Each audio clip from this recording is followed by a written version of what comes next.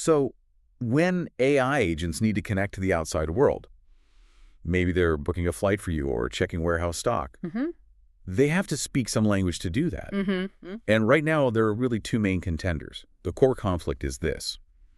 Do you optimize for just raw binary speed or for a more intelligent, sort of human-like understanding? Yeah, that choice kind of defines everything, doesn't it? It really does. Welcome back to the Deep Dive, everyone. And our sources today really zero in on that exact tension. We're looking at Anthropic's newer AI-focused Model Context Protocol, or MCP, and pitting it against Google's, tried and true workhorse, gRPC. That's Google Remote Procedure Call. Okay, so here's the plan. First, we need to establish why these LLMs, these large language models, even need external connections. Why can't they just know everything? Yeah, what's the fundamental limit? And then we'll really get into the weeds comparing them. MCP's semantic smarts versus gRPC's production-ready speed. And then, importantly, we'll look ahead. How might these two actually work together?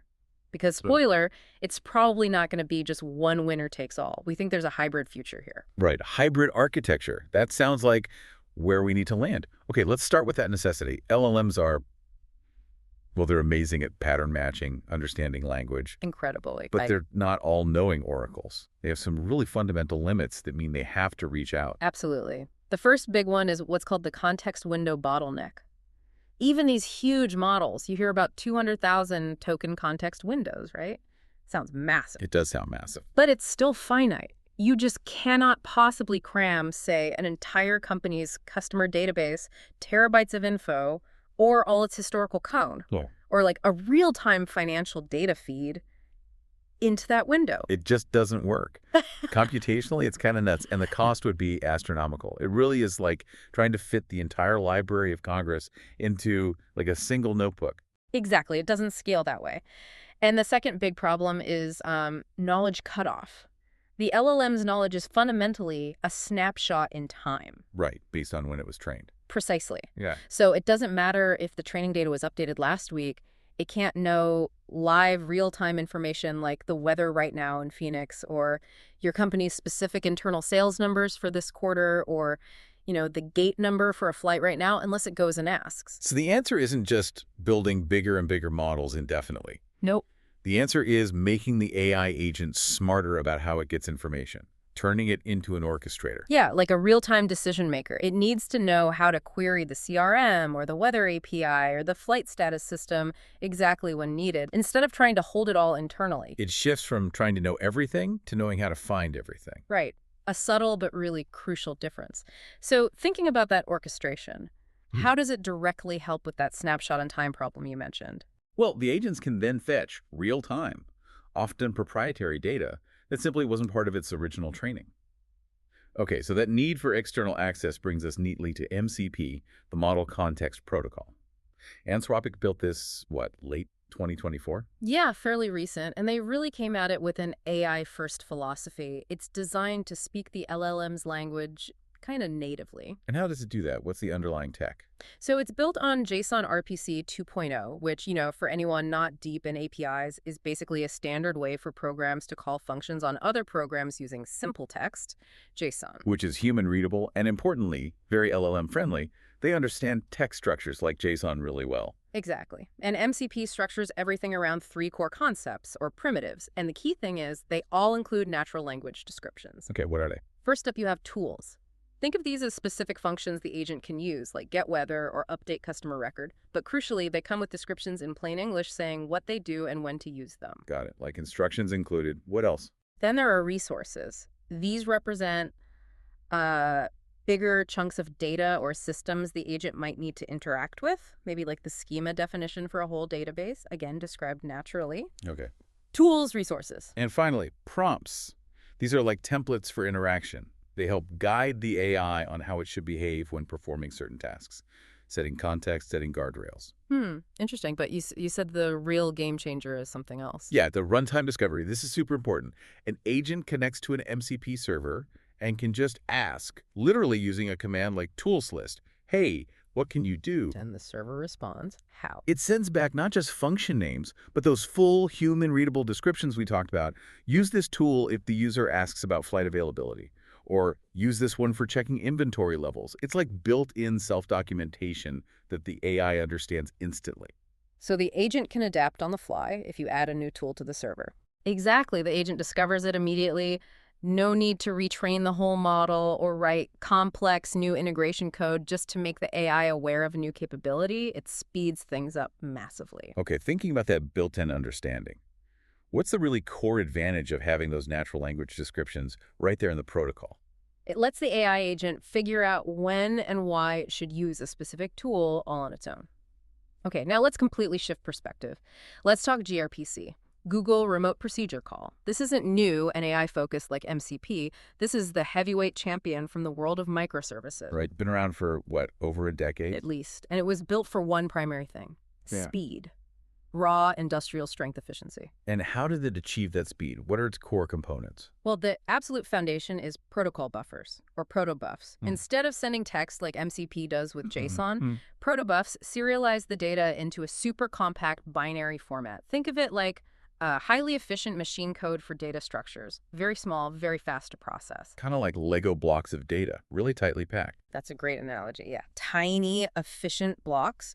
Plus, gRPC is built on HTTP2, which allows things like bidirectional streaming. Which means? Means the client and server can send messages back and forth simultaneously over the same connection. Really important for real-time applications, data streams, that kind of thing. Okay, binary speed, efficient streaming. And you mentioned battle-tested. Oh, yeah. Proven scale. Google uses gRPC for tons of its internal systems. We're talking systems handling billions, maybe trillions of requests. It's designed for massive production environments, rock solid. But there's always a but, isn't there? Yeah. What's the downside when we think about AI agents? The downside is what we can call the AI translation gap. gRPC tells you how to call a service structurally.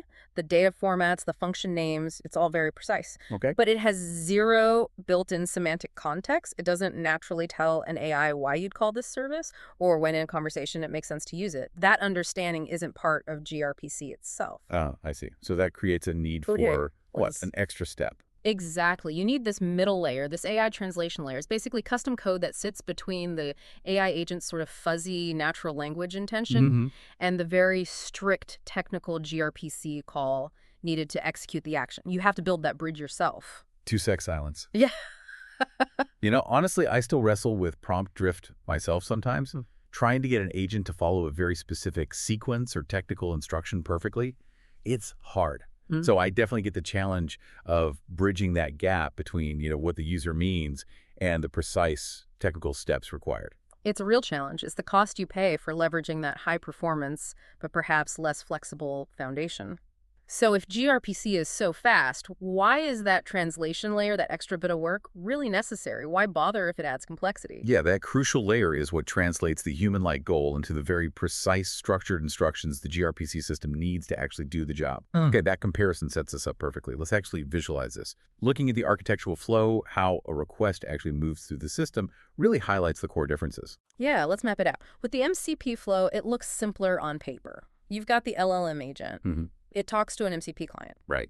That client uses JSON-RPC 2.0, that text-based standard, to talk to the MCP server, which then interacts with the actual backend service.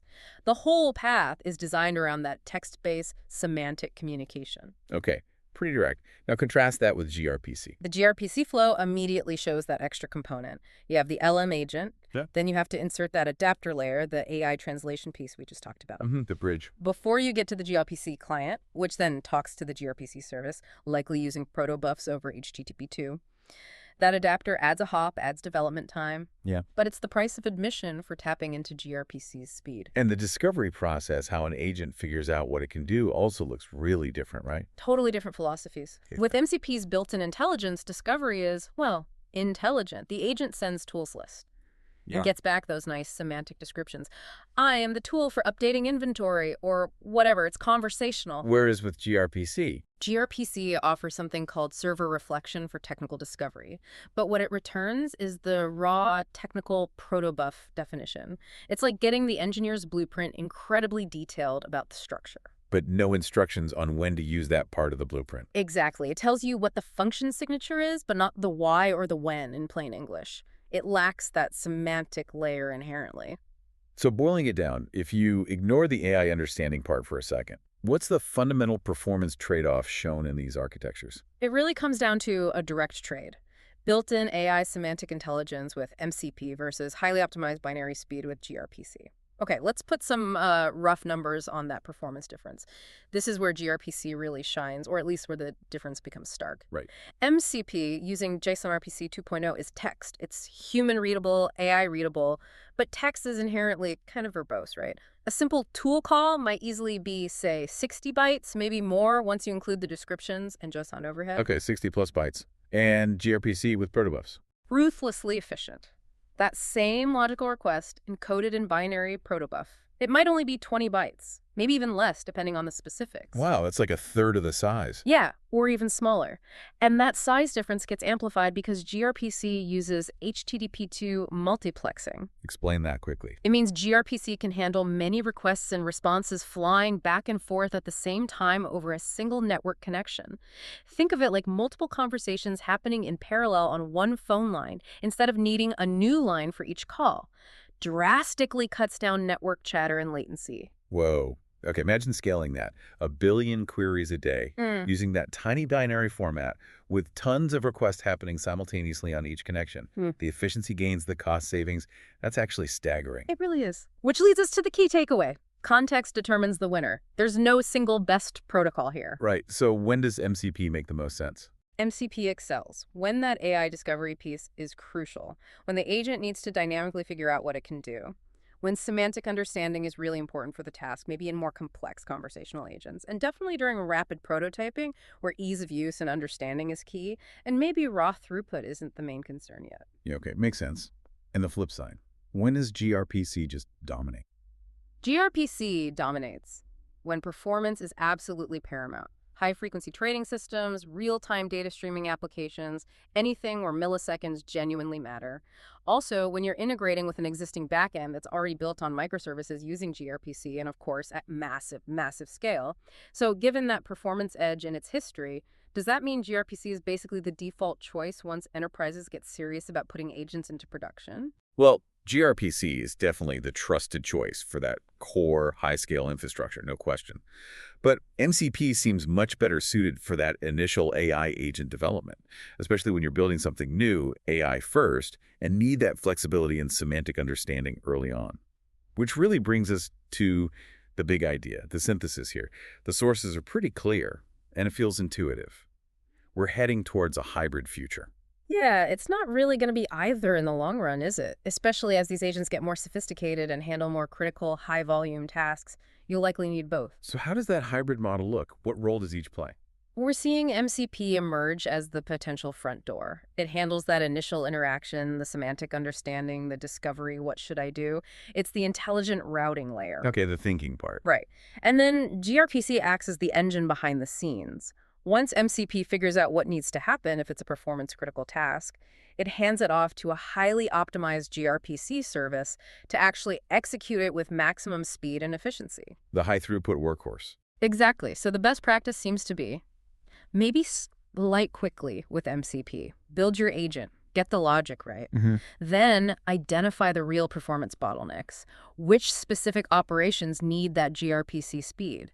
Implement gRPC just for those, and build that crucial translation layer carefully between your MCP front end and your gRPC backend services. Get the best of both worlds, but be deliberate about it. You know, this whole MCP versus gRPC thing, it feels like it represents a bigger question in AI development, doesn't it? Yeah, it's a microcosm of the broader debate. Wow. Do we adapt the robust, proven technologies we already have, like gRPC from the microservices world? Or do we need to build fundamentally new AI-native solutions from scratch, like MCP? And the answer, like always it seems, is probably a bit of both. It usually is. The key really looks like flexibility and understanding that the choice you make early on, MCP or gRPC or a mix, it doesn't just impact performance today. It kind of sets the philosophy for how your AI systems will evolve. That's a great point. So here's maybe a final thought to chew on. Can we eventually bake that gRPC level efficiency into inherently semantic protocols like MCP? Or will semantics and raw binary speed always require that sort of adapter, that translation layer sitting between them? That feels like a really core architectural challenge for the future. A fascinating question at the intersection of AI concepts and hardcore infrastructure engineering.